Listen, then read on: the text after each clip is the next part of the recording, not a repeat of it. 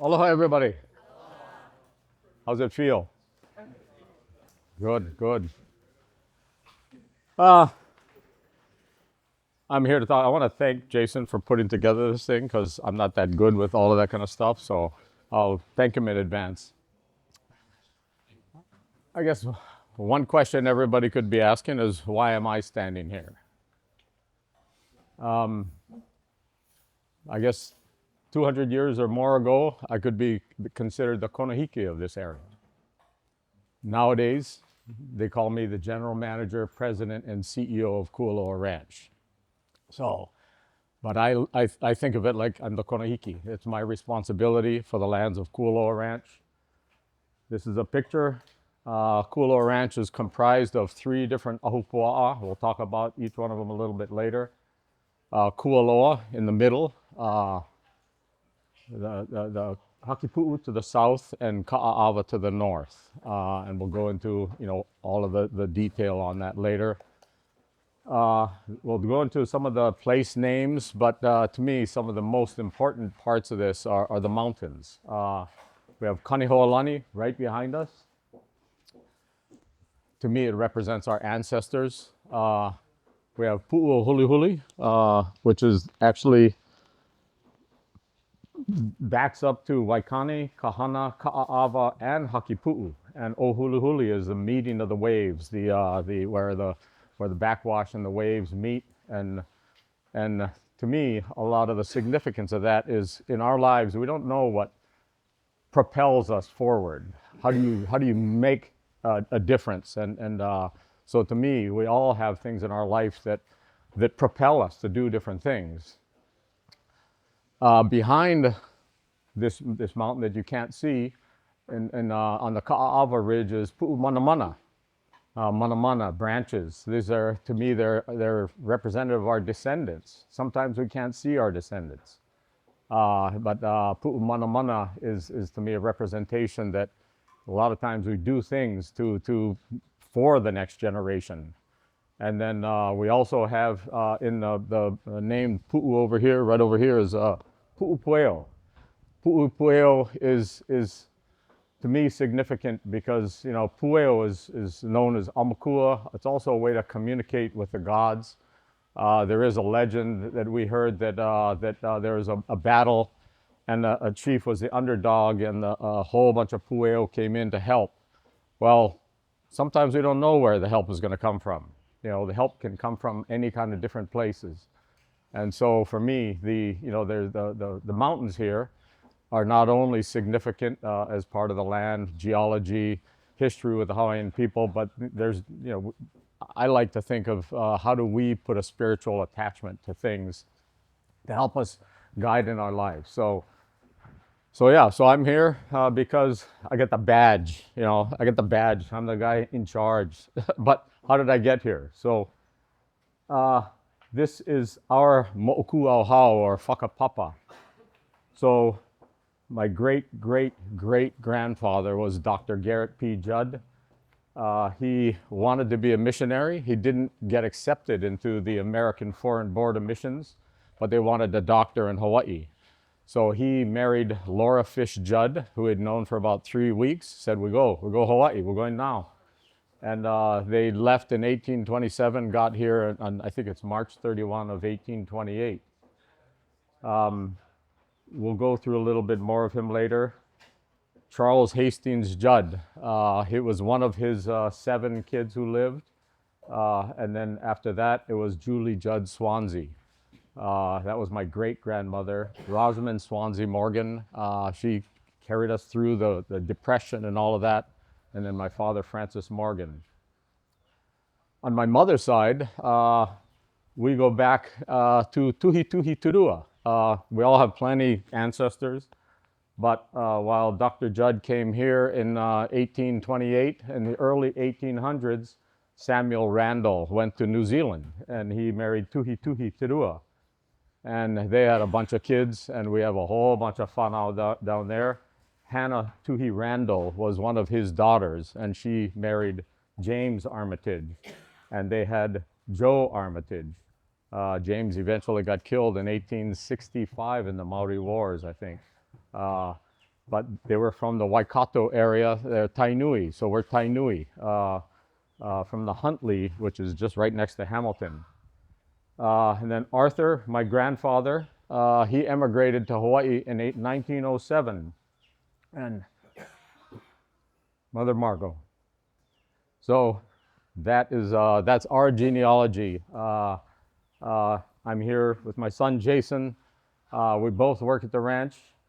This is a coat of arms that was supposed to be given to Timoteo Ha'alilio for his efforts to keep Hawaii independent and sovereign as the fledgling country from Western eyes was trying to stay independent.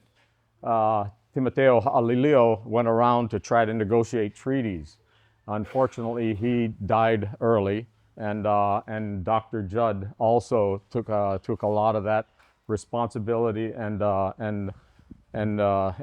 did a lot of diplomatic affairs, and he actually took Kamehameha the fourth and the fifth all the way to America and Europe to try to negotiate treaties.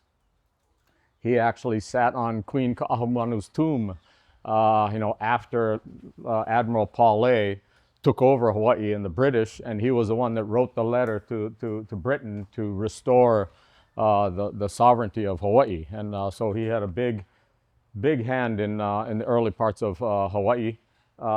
He also, as Hawaii was trying to become an internationally recognized government, he was assisted, as a advisor to the king, and actually he became the first minister of foreign affairs for the Kingdom of Hawaii. He also became the first minister of the interior and the first minister of finance for the Kingdom of Hawaii. In fact, they called him Okoli Kala because he would sit on the chest full of money. So the next one. Through Lua, we're here because of Lua. 2009, we went. I didn't mention that before, but I was in the class of 2008 with Kaleo, Kaninau, and Kahiko.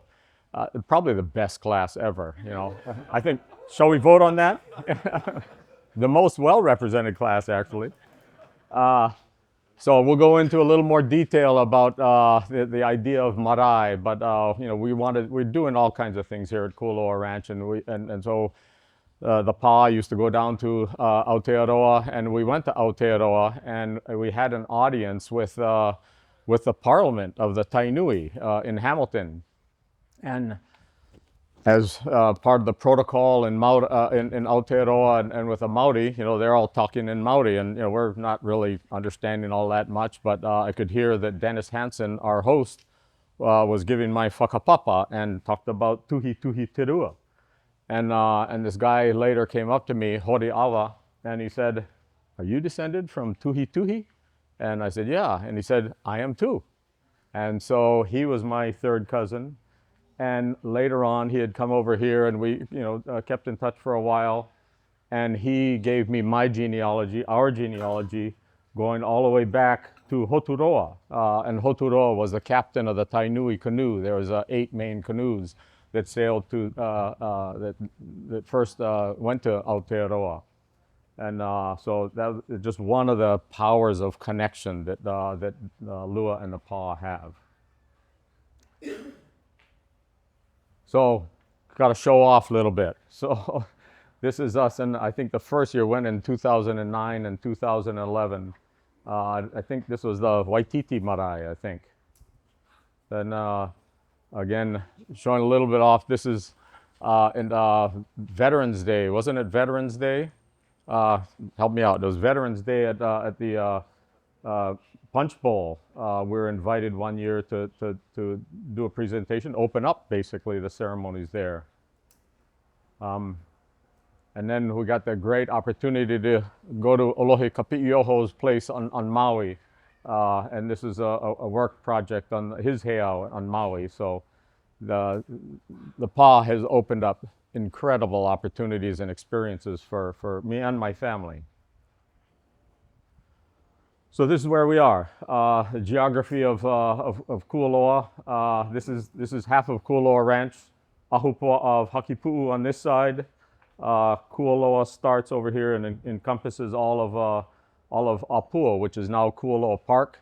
My parents built what is now park headquarters, and it's almost destroyed because they didn't take care of it. But a house down there, and I grew up down there. They built it in 1957, and they condemned the park in 1971. So that was my upbringing. Was down on the shores of Kualoa, and Mokuli'i Island was part of Kualoa Ranch as well as the whole of Kualoa Park, and it goes all the way to Laio the point, and behind is the Ahupua'a of Ka'a'awa. So we're right here at the shores of Moli'i Fish Pond, which is one of the largest, most active fish ponds, and it's never discontinued its operation.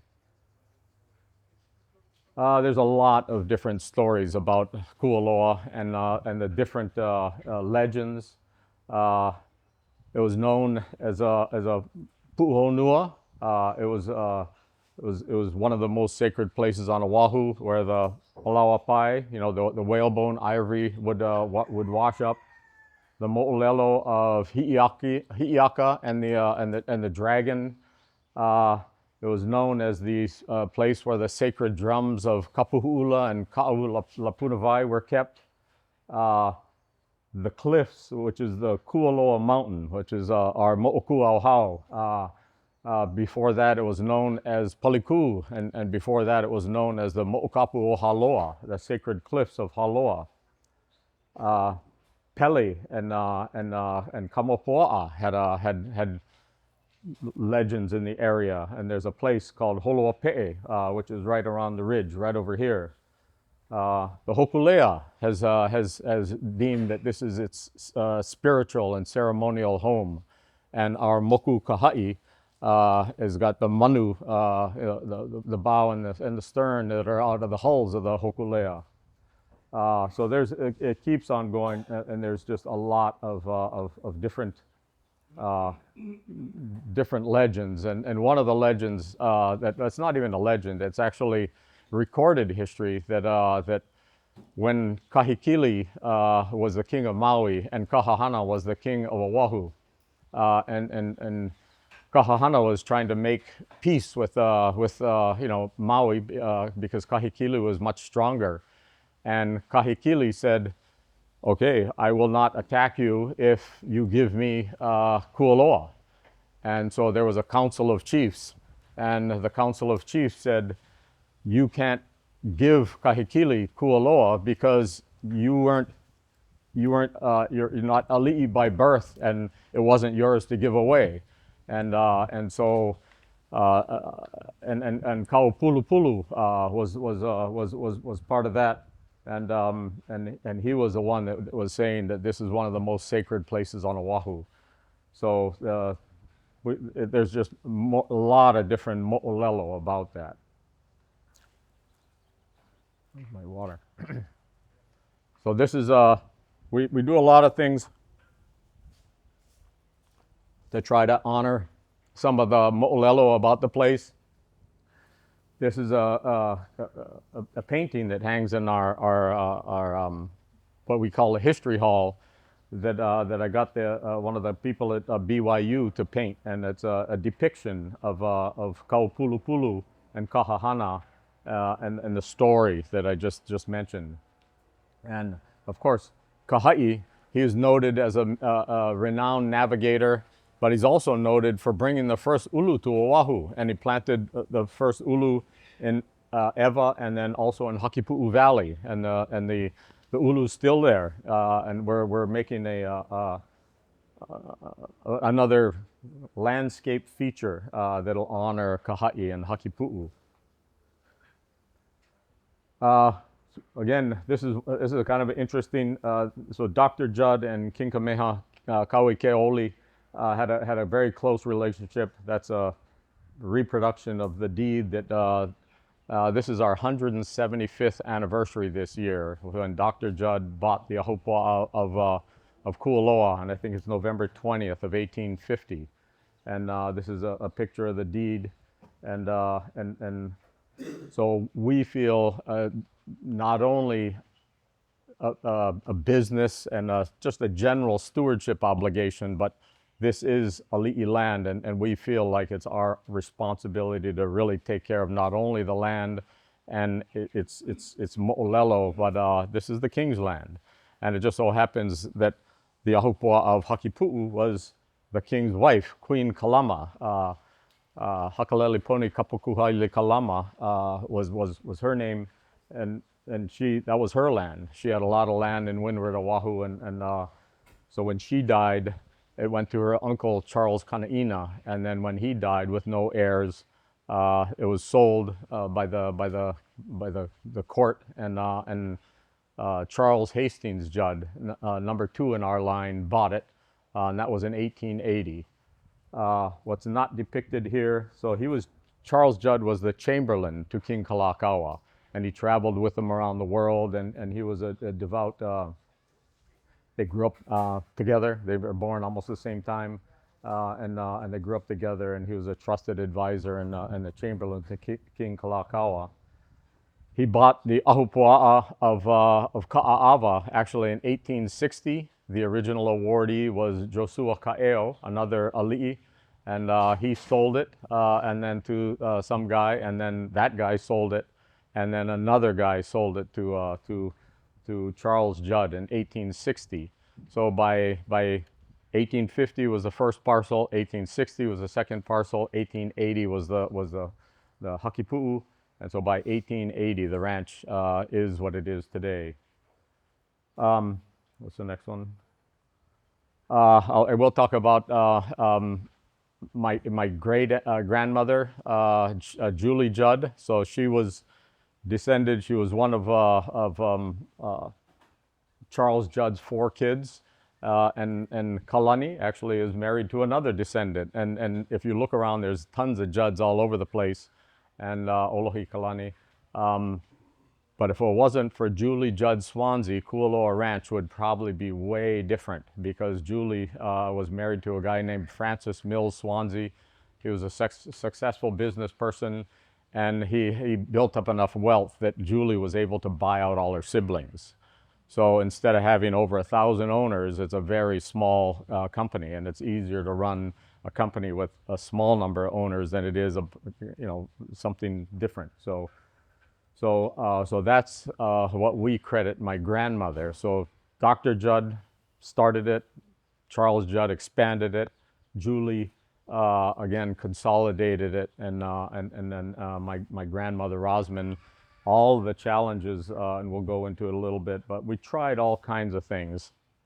Tried pineapple. For those agronomists, Kaninau, you never put furrows up and down, you always put them sideways. So, pineapple failed.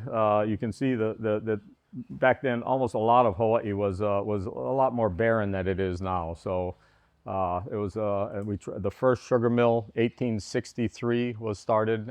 It closed down in 1871. The soil, it's only about that deep, and it was a dry year, and Samuel Wilder's son died, and so a lot of things were tried over the years, and many of them didn't work, and so cattle ranching continued to work. That's the next one. Of course, other challenges. World War II was obviously a big thing in the entire world. I just read something. 60 million people died. It was the worst. There's an article in today's paper, as a matter of fact, about some survivors from the Japanese side. But anyway, they took over the whole of Kualoa, built an airstrip there. That was obviously a big thing for the ranch, and a present-day view of things. It was actually a blessing for us, because prior to the war, you couldn't drive from Kualoa to Ka'aava on a ranch road, because there was no way around the point. You had to go on the highway. Now, as we'll go into our business now, we have a road that goes on the interior of the ranch, and it makes everything work. And we turned the bunker into something that you'll see a little later. So again, Kualoa Park, Frank Fossey, he was a very strong mayor. he approached my father in the 60s and he said, we want to buy this place. And my father said, we don't want to sell it. We've had it for, I think it was 125 years at the time. And so, there's a whole nother chapter, a whole nother book, but they ended up condemning it in 1971. So it's a wonderful park. I think it's well used. They just didn't take care of the house. And then I started working at the ranch. Why am I here? Why am I the guy with the badge? I started early. So if you do anything for a long enough time, you get a little bit better at it. So this is me taking trail rides out in the 70s. And it wouldn't go well with the uniform standards we have today.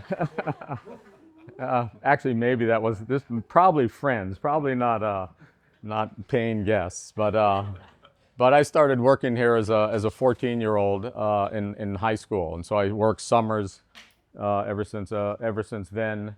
And I was going to school on the mainland, 1974, 1975. And all we had was, 6 or 8 employees. We were just a cattle ranch and with a flower farm attached to it.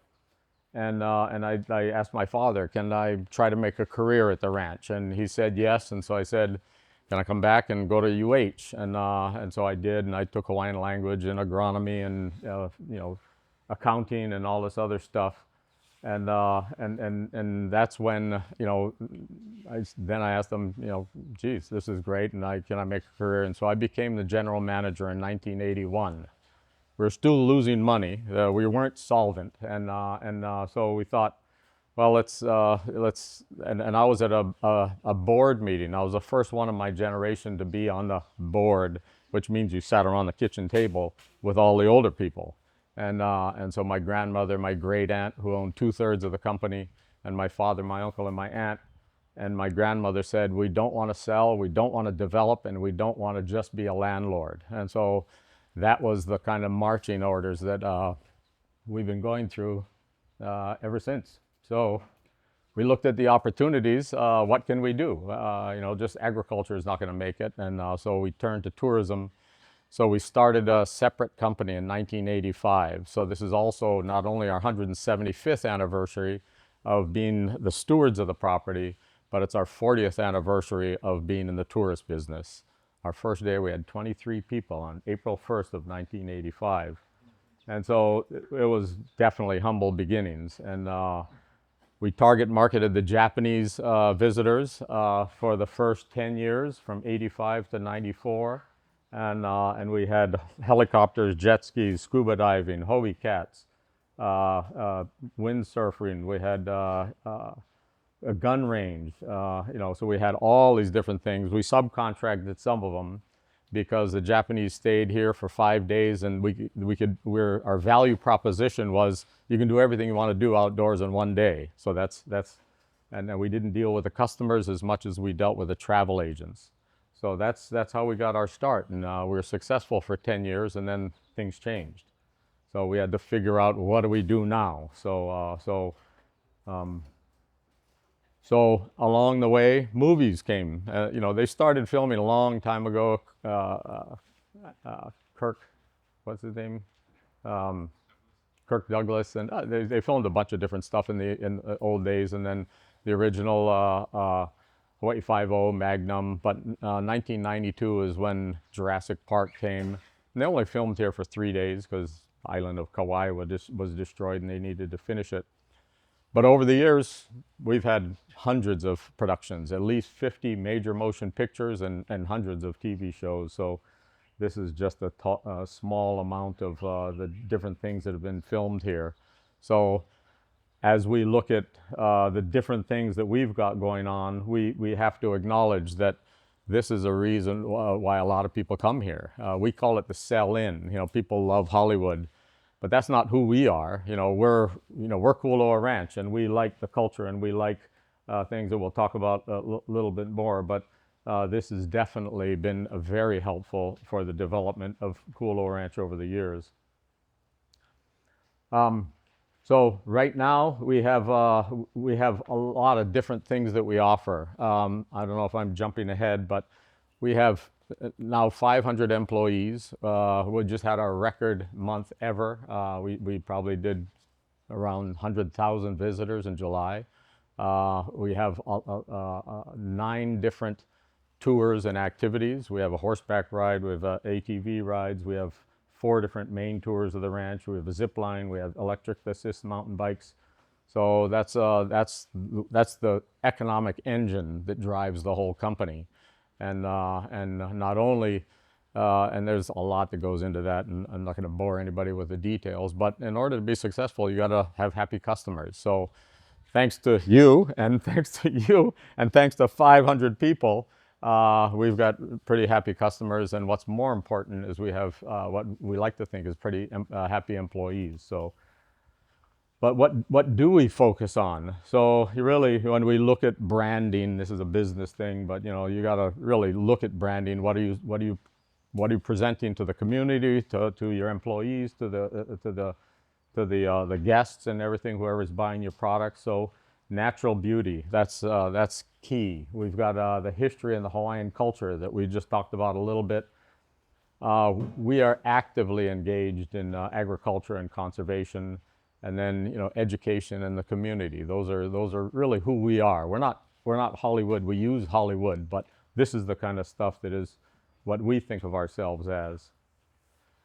So as we've grown, we've got a lot of different diversified ag. The main land use is still cattle ranching, but we're onto our 6th diversified ag site. So we have, the ranch takes up most of the ag land. 2,000 acres are in conservation, almost 2,000 is in ag. Most of that is cattle, but we've got these different little areas.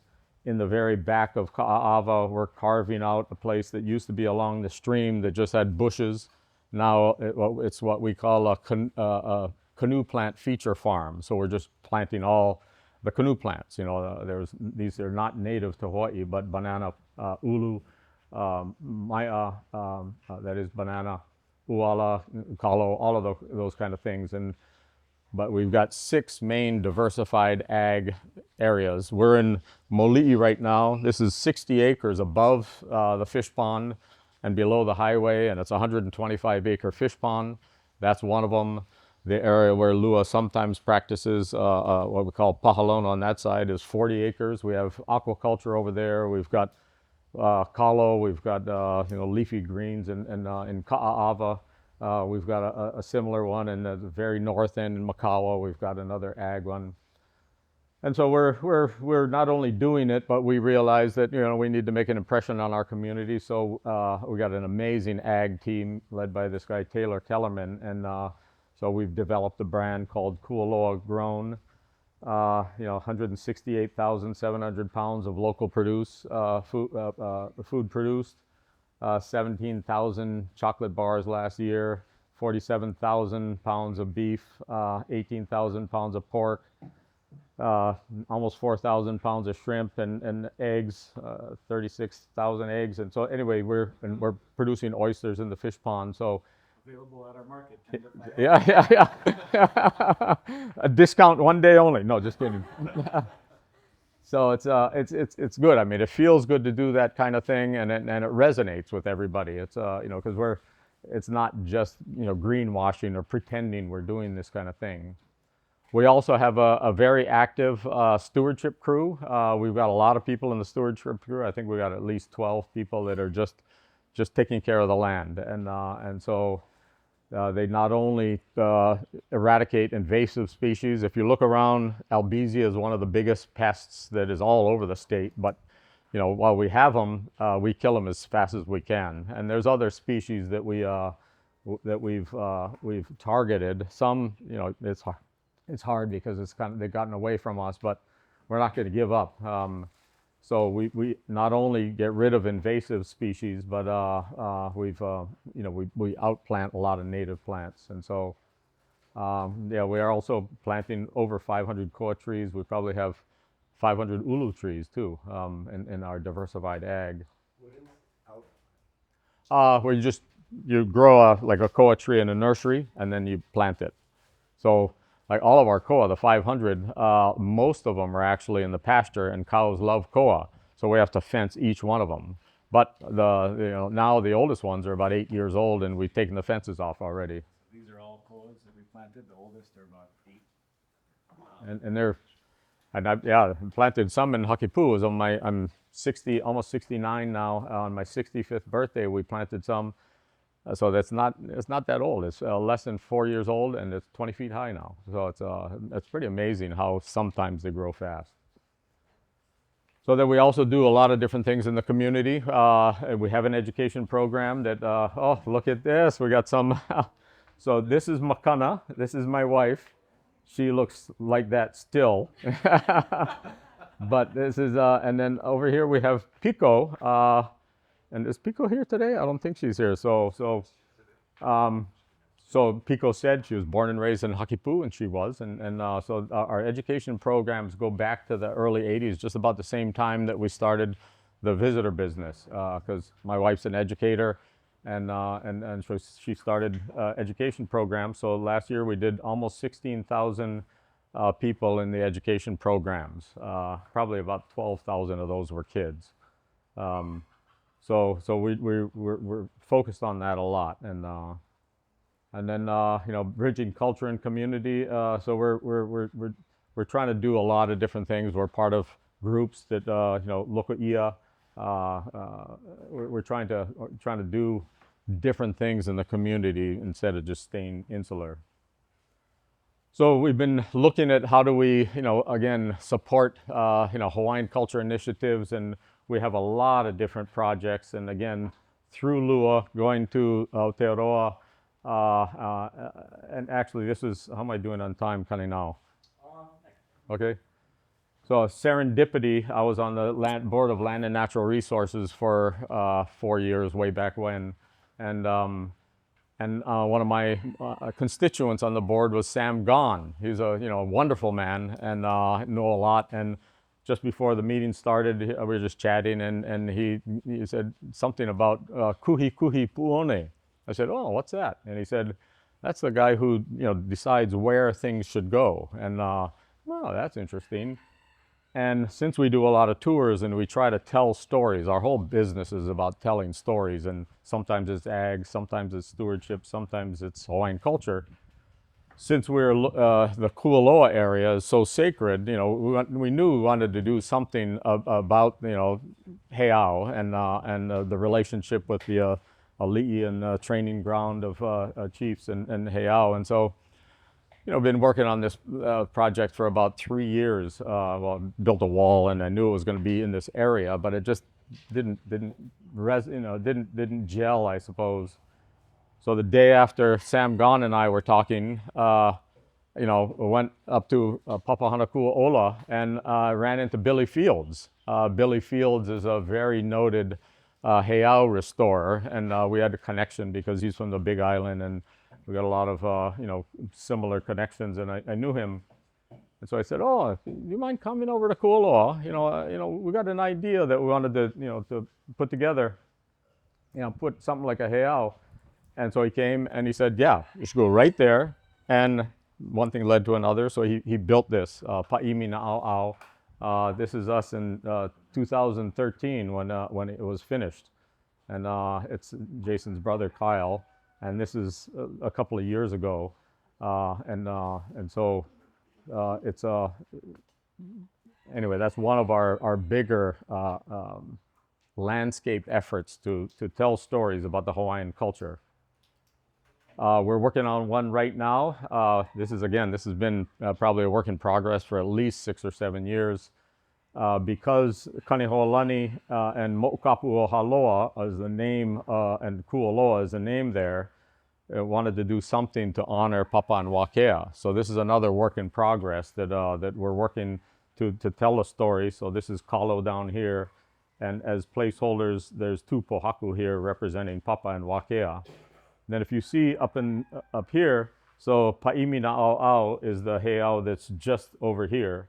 And then on top of this hill is, okay, now we're gonna go there. Okay.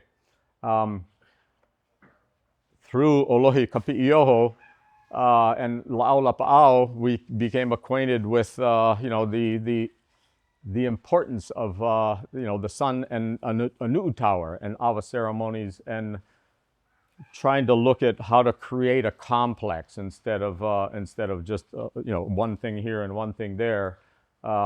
This is we're in the process right now of making another vahipana that's going to hold and a new tower. And Olohi will maybe talk about it a little later in his presentation because he's better at talking about this than I am. But we're going to be building it shortly.